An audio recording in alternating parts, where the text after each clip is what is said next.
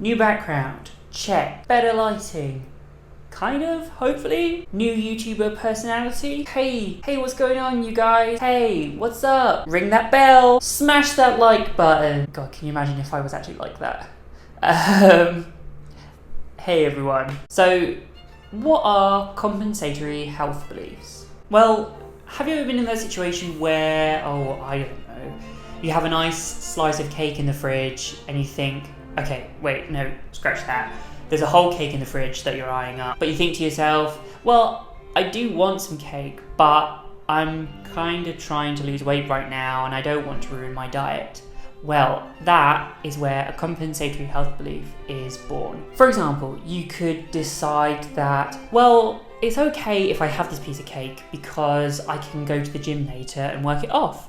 There, right there, that is a compensatory health belief. You've come up with this idea that if you were to do a bad thing, that you'd be able to compensate for it later with a good thing. And so you get the best of both worlds. You get to enjoy a nice piece of cake, maybe a little bit more than probably you should, and you get to go and do the gym and achieve the health goals that you want to reach. Or do you? Oh my god, why am I like this? So Rabel, Noper and McKellen were the researchers that noticed this thought pattern and created a model to help demonstrate how we make our decisions when we're faced with these issues. In the model, it shows you how we come up with these thoughts, these compensatory health beliefs, and how they then influence our future behaviour. So let's go take a look. Okay kids, listen up. You're going to learn something today. So to begin with, the researchers noticed this motivational conflict, this burden that happens on people who engage in compensatory health beliefs. The people most likely to hold these belief systems are people who are trying to reach a health goal, trying to make healthier decisions, but are having troubles resisting certain desires. In my case, cake. All of the cake. So we have these two inputs, our health goals and our desires. And what they do is create this uncomfortable tension within us, trying to do one thing but also want to do another. You know, we want to eat the cake, but we also want to be like a skinny legend. That was a terrible joke. So how do we do that? What do we do? According to the model, we have three options. First, we can simply resist the desire. We can basically just say, no, I don't want that. But then the problem is, we do want that. That's why we have this issue in the first place. We could resist, but also cake. However, since that's not always an option, we can try something else. We can adapt our risk perceptions. So in this case, instead of simply resisting, we can kind of downplay the bad effects of the desire, the thing that we want to have. So we could say to ourselves like, well, cake isn't too bad. I mean, it has fruit in it, you know, it has strawberry jam, and fruit's good for you. So, you know, it's almost like having a fruit salad.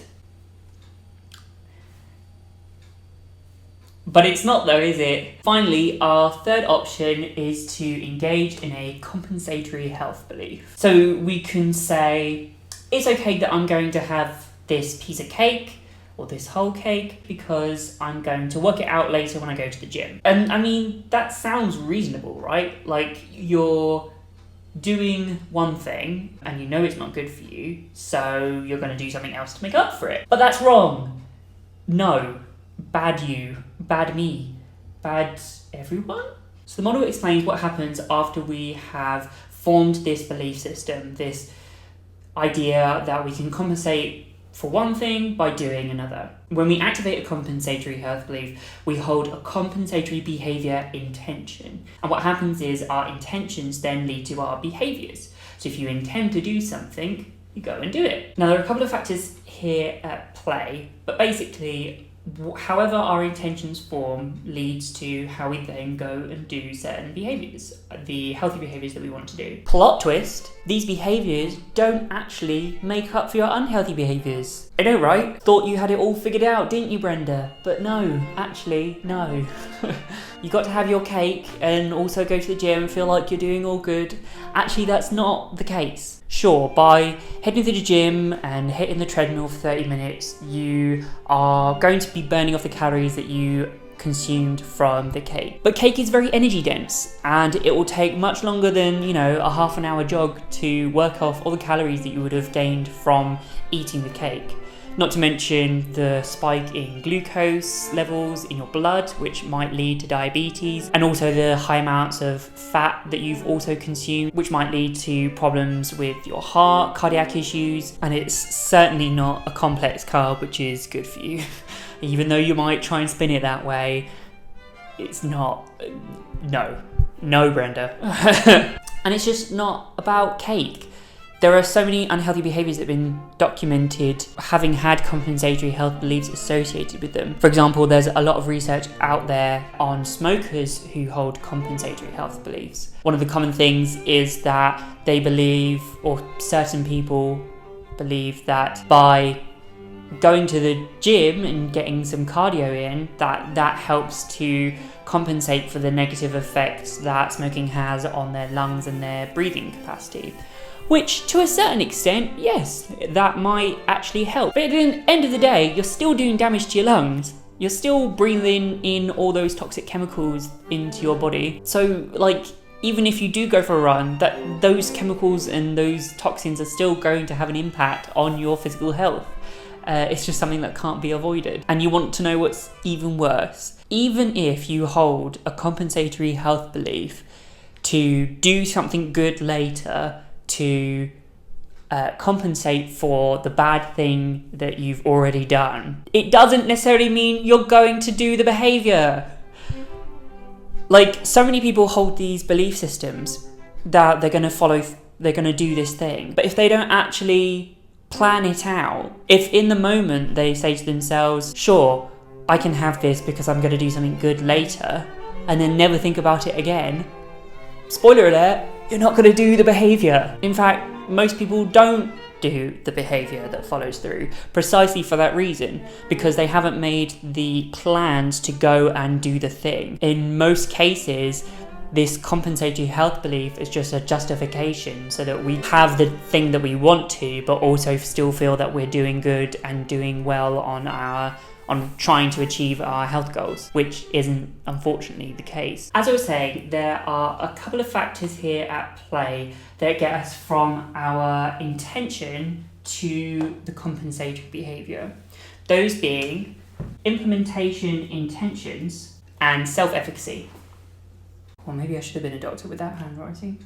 Anyway, but what do those mean? So implementation intentions are what we do to get us typically from an intention to behaviour by holding specific types of intentions. In other words, how we intend to do a behaviour decides whether we actually go and do that behaviour. So someone who has an intention to just be healthier, yes, they want that, but there's no follow through, there's no kind of plan of action there, there's no specificity to their intention. It's just, I want to be healthier, which, good for you, Brenda, but that's not going to work. Or at least that's not going to take you from an intention to a behaviour. So we can say, instead of, I should go to the gym, we can make an implementation intention where we say, I'm going to go to the gym twice a week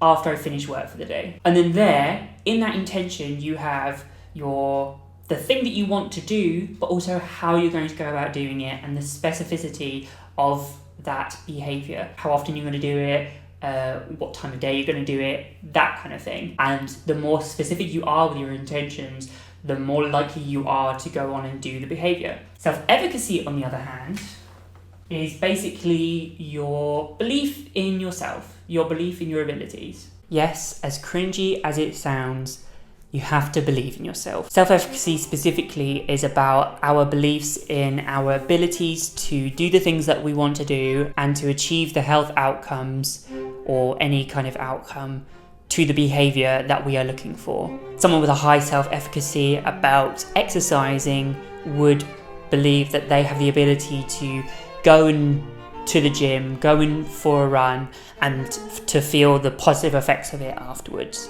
In other words, how much do you believe in yourself that if you tried to do something, you'd be able to achieve it? So it's these two things combined, our self-efficacy and our implementation intention, that get us from just an intention, a want to follow through with the behaviour, to actually doing the behaviour. So am I trying to discourage you from doing healthy things? Obviously not.